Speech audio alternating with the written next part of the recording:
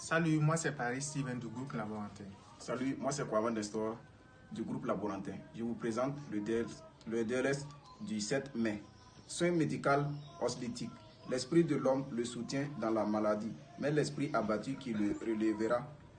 Proverbe 18-14. L'approche mécanique du réductionnisme de la pratique médicale actuelle prévient le physicien de voir le patient comme une personne à part entière.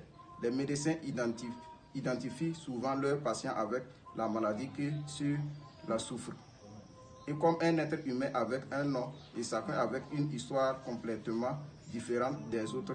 Cette approche donne aux médecins une meilleure compréhension des causes et des mécanismes complexes de santé et de maladies qui impliquent les aspects tels que ceux mentionnés dans ce texte de la Bible.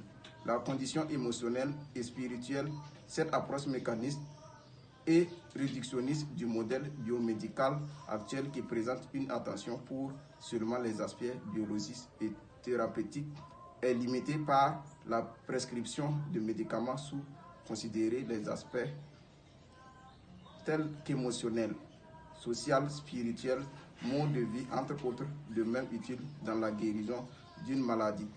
Ainsi, il ne peut pas assurer un traitement complet qui actuellement contribue à leur amélioration, le bien-être et la qualité de vie, spécialement chez les patients avec des maladies chroniques.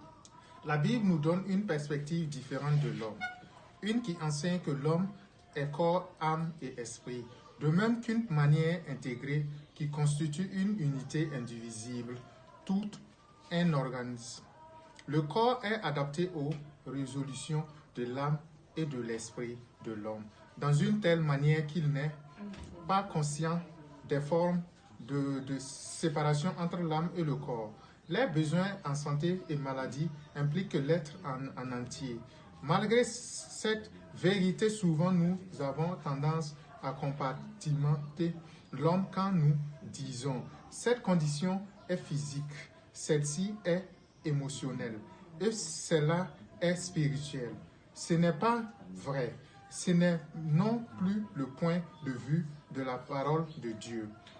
Approuvons-nous cette perspective de l'être humain? Notre pratique médicale est-elle en accord avec cette vision? Lecture complémentaire, Luc 10, 25-37. Prière. Seigneur, aide-nous chaque jour à être sensibles aux besoins de nos patients dans leur entièreté. Permet que le confort et l'accompagnement soient les caractéristiques de notre pratique. Amen.